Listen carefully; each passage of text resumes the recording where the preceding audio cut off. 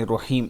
अस्सलामु अलैकुम वरहमतुल्लाहि वबरकातुहू। जुमे के दिन किसी भी वक्त ये दुआ पढ़ें, पढ़ने वाले के 1 लाख गुनाह माफ़ और वालदैन के 24,000 गुनाह माफ़ होंगे। हज़रत अब्दुल्ला बिन अब्बास रज़ी अल्लाह तआला अन्हु फरमाते हैं कि जो शख्स जुमे की नमाज के बाद अपनी जगह से उठने से पहले 100 मरतबा सुबहानल्लाहि व बिहम्दिही सुबहानल्लाहिल अज़ीम व बिहम्दिही अस्तगफिरुल्लाह पढ़े तो खुद इसके 1 लाख गुनाह माफ़ हो जाएंगे और इसके वालदैन के 24,000 गुनाह माफ़ होंगे।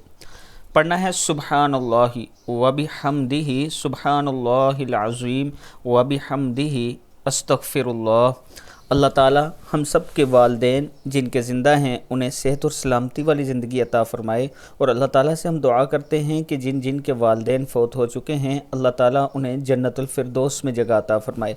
हर रोज़ कुरान पाक पढ़ा करें, सूरत कोई पढ़ के, दुरूद शरीफ पढ़ के अपने वालदैन के और दुआ किया करें। जितने आपके रिश्तेदार बुज़ुर्ग फ़ौत हो चुके हैं उनकी बख्शिश के लिए ज़रूर दुआ किया करें, और दुआ में ये भी कहा करें कि अल्लाह उनको जन्नतुल फिरदौस में जगह अता फ़रमा। अल्लाह ताला हम सब को अपने वालदैन के साथ अच्छा सलूक करने और अपनी औलाद की अच्छी तरबियत इस्लाम के मुताबिक करने की तौफ़ीक दे, ताकि कल को जब हम मर जाएं तो हमारे पीछे हमारी औलाद हमारे लिए दुआ कर सके।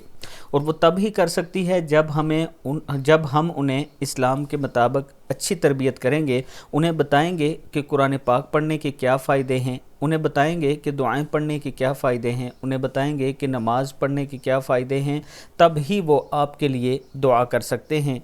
अल्लाह ताला हम सब को इस पर अमल करने की तौफ़ीक दे।